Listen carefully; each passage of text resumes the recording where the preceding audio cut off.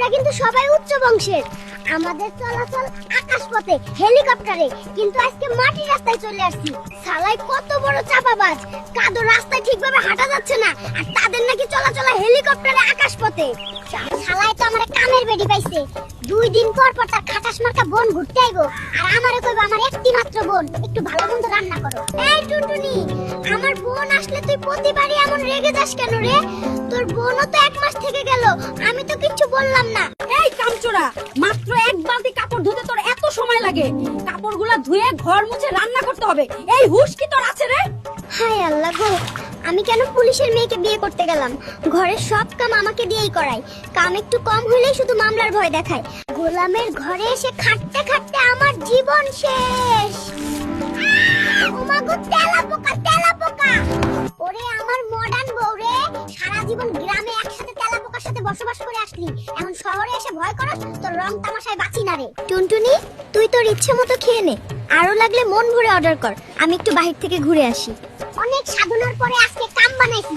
শালাই খেয়ে খেয়ে আমারে ফতুর বানাইছে, মন চাইলে ইচ্ছে মতো অর্ডার করে। আজকে বুঝবি মজা বিল দেওয়ার সময়। শালা বেঈমানের ঘরে বেঈমান। ভাবছিলাম শালারে মুরগি বানায় ইচ্ছে মতো খামু, কিন্তু শালা আমারই উল্টা মুরগি বানায় ভাইগে গেছে। এখন থালা বাসন ধুয়ে রেস্টুরেন্টের বিল পরিশোধ করা লাগতেছে। কেন যে শালার মিষ্টি মিষ্টি কথা এত অর্ডার করতে গেলাম, লোভ করতে গিয়ে ফাইসা গেছি রে। টুনটুনি, তুই তো এখন অসুস্থ, তোর তো সেবা যত্ন দরকার।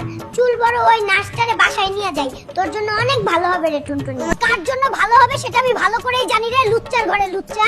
আমি একটু অসুস্থ হইছি, আর তুই নার্সের সাথে ইটিং পিটিং শুরু করছস রে লুচ্চা। সারাটা দিন গাধার খাটনি খেটে বাসায় আসি, আর তুমি টিভির সিরিয়াল নিয়ে পড়ে থাকো। একটা গ্লাস পানিও তো দিতে পারো আমাকে। হায় রে আমার কপাল রে। বাড়ির কাম তো আর তুমি করো না, এত কাম করি তাও তোমার চোখে পড়ে না। এখন শান্তি থেকে আমাকে সিরিয়ালও দেখতে দিবা না নাকি?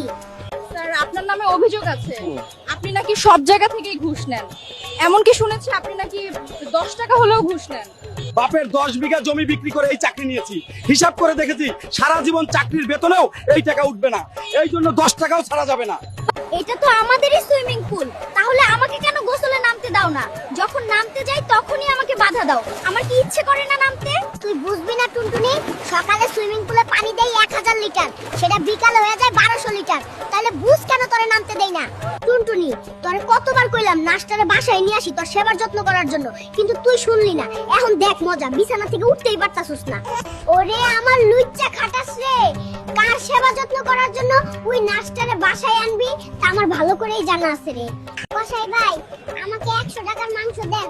আমার টুনটুনি অনেক দিন ধরে মাংস খাইতে চায়, কিন্তু অভাবের কারণে কিনতে পারি না।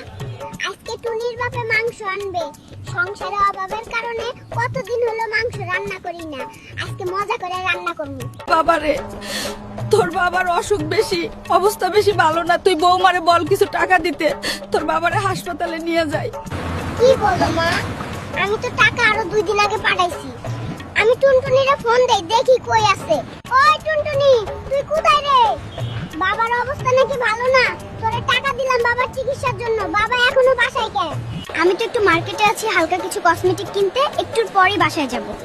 তুমি যে টাকা পাঠাইছো ওইটা দিয়ে তো নতুন একটা চেইন নিয়েছি আমি। হাই হাই রে, নটিং কি করছস কি রে? আমার বাপে অসুখে মরে আর তুই সেই টাকা দিয়ে চেইন কিনস? তোরে আজকেই ছেড়ে দিব রে টুনটুনি।